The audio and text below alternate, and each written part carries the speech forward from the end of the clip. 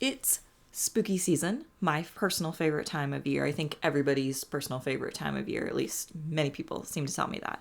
And I am busy here in the studio with all sorts of spooky themed creations. Now, I actually just got done this past weekend from going to a local fall festival where I was selling, and I actually did really well this year. I opted to take a lot of some of my cute stuff rather than doing customization with my laser cutter. I took things that I created.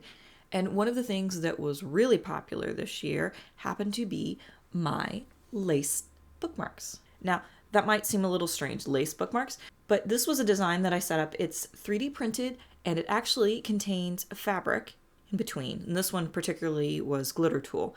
And this sold out. I brought, I don't know, like 10 of them, something like that, sold out all of them. I actually even had a misprint, which was a design that featured cherry blossom, but I didn't have as many lines in between, so it was super delicate. I was worried it was going to break. And I had just kind of laid it out as a display. I didn't think anybody would honestly find them all that impressive, but they all actually sold as well. I sold them at half the cost, partly because I was worried they were going to break, and I warned everybody about that. But they're like, I still think this is beautiful. I want this. I'll be careful with it. So that was really surprising.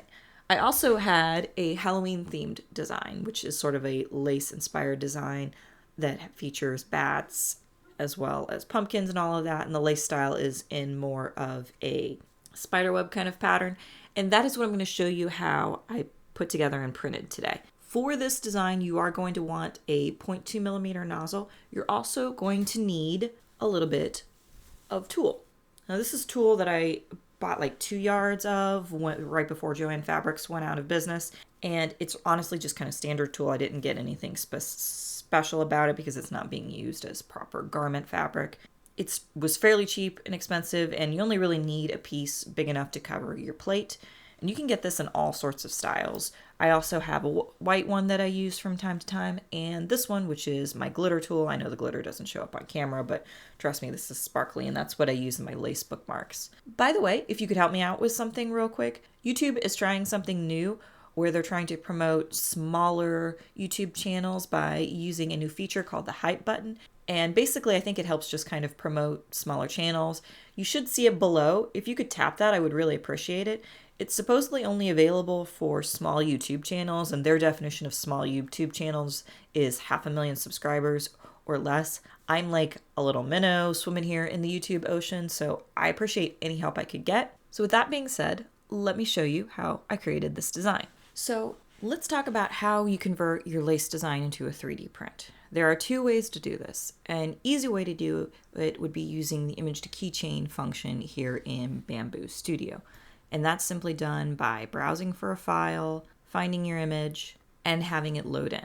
Now, this image that I have set up, I showed you guys before, is a simple one color design because I'm not planning on doing any color changing. And I have it brought in, and I usually set the image thickness to 0.5 because I'm going to make the bookmark 1 millimeter thick, and that usually defaults the back to 0.5 millimeters. So I do make that quick adjustment. Make sure you put the 5 in and then the dot. For some reason, it's a little picky here in this box. But anyway, I bring it in. I don't really make any changes to color adjustment. Everything should be good. And I click confirm. And then it will process the image. And of course, depending on the complexity and how the server's feeling at the moment, this might take a couple minutes or it might be done rather quickly. Once it's converted, it'll give you a preview. Looks pretty much like what I expected. I click confirm and it comes in and it just sees it as one color. So easy peasy. I click confirm and it comes over to my plate. I will click on this multi-arrow icon here and make sure I adjust the print. I do all of my bookmarks at a 56 millimeter width. That'll default the height to roughly 168 millimeters tall. That's my general bookmark size. And it's a good size. It will fit even on an A1 mini. And then I will check plate thickness, make sure that the back is also set to 0.5 and it's all one color. Doesn't matter what mode. And if I switch over here to the 3D preview, you will see that the file is created. And then all that you have to do from there is click download. I recommend setting it to 0.2 millimeter. And it doesn't really matter if you do an STL or a 3MF. In this case, since it's not multicolored, though if you do multicolored lace, make sure you do use 3MF because that will contain the color data. But from there, you click download and then bring the file over into Bambu Studio. Now, another thing that you can do is create a bookmark, particularly lace design, using any 3D software. If your original design file happens to be a vector file and you save it out to a readable file. In this case, Shaper 3D prefers DXF.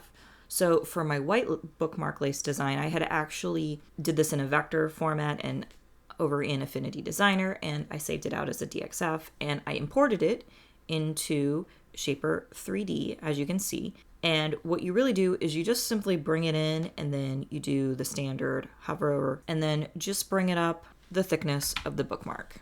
And that's all you really have to do to create a file. As you can see, this is my design, and it creates this lovely bookmark with the lace pattern. As I try to navigate in here, I'm not used to navigating on my Mac with Shaper. I use it on my iPad, so I'm always used to using my fingers, but that's what the file looks like. And then again, it's really just a matter of going and exporting the file, usually as 3MF, and saving it over to Bambu Studio. So I'm over here in Bambu Studio, and what I've done is I have gone ahead and brought in my bookmark. I have made sure that it is sized correctly, making sure everything is equal. Sometimes it will come in super big if I happen to do this using the vector style, or if I bring the file in from Bambu Studio's image to keychain, it should be the correct size. I always just kind of double check and make sure. And then of course I go in and I usually duplicate it. I have multiple copies go on a plate. Most of the time when I'm doing a bookmark, I'll do 5 to a plate. When I'm doing my lace bookmarks, I will opt to do 4 just to give myself a little more space with the magnets. So this is my plate all set up. And then of course I will go over in here and I will make sure that I've got all of my settings set up correctly. Now I have this with a 0.2mm nozzle. I'm doing it on a smooth plate. And then I have my tool mesh settings that I created quite a while ago. And I got these original settings from Kaizen's 3D prints. I will leave a link to his site and channel in the description. He does a lot of fabric 3D printing, so that was sort of where I pulled some of the original settings that he shared with everyone. But the initial layer height is set to 0.14, and then everything's kind of set down to 0.2, as well as the initial layer of 0.2mm for thickness. Most of everything else is pretty much kept the same.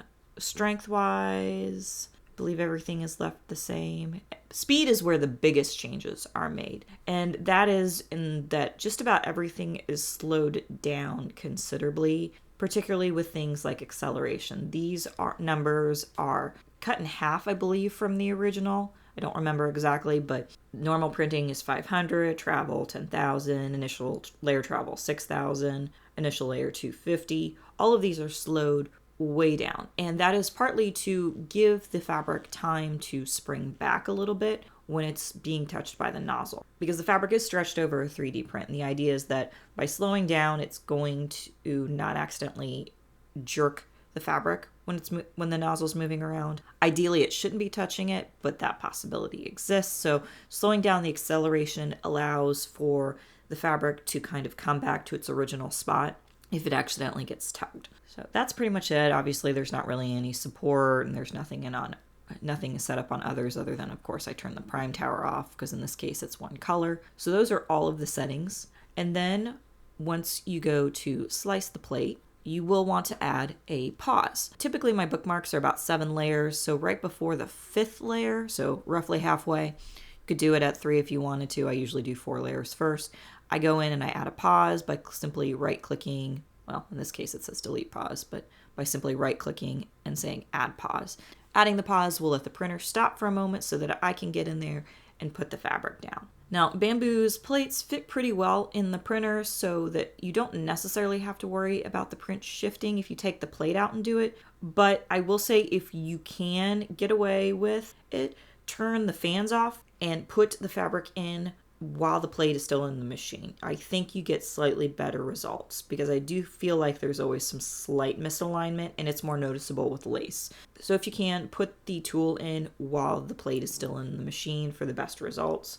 I do definitely recommend turning the fan off, though. That makes it much easier, otherwise the fabric starts blowing everywhere. But you can take the plate out if you absolutely want to, and I will demonstrate doing that this time. So these are going to be slightly longer prints. It takes about 7 to 8 hours usually to do a plate of bookmarks, and I know somebody had made a comment on a video where I'd done bookmarks before that seems like a ridiculous long time for such simple prints. And it's like, it's really kind of a balance game of, do you want the design to look fine and intricate, or do you want it to be done faster? There's still this threshold of having to balance a delicate, intricate detail versus a rapid print. Are 3D printers getting faster? Yes, but especially with designs where it's multicolored or where you're trying to make sure that the lines go down and they stay adhered to the plate without any issue, there's a threshold where you have to, move at a certain speed. So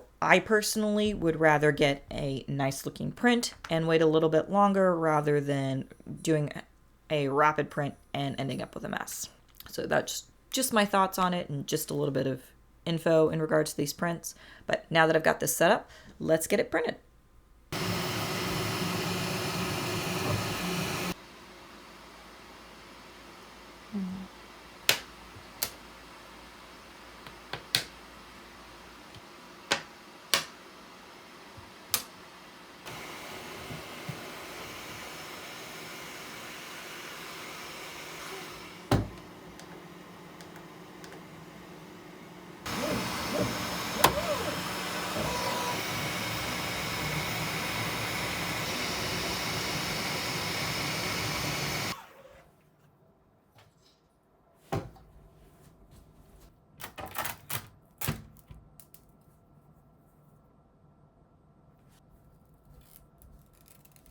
When you're done with this,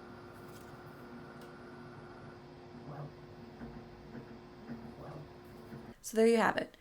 3D printed lace bookmarks. That's pretty much everything. If you like content like this and want to see more of it, by all means, hit the subscribe button and ring the bell for notifications. Also, if you can tap the like button to tell the Eldritch algorithm that this video is a good one. And I will see you guys next time. Bye!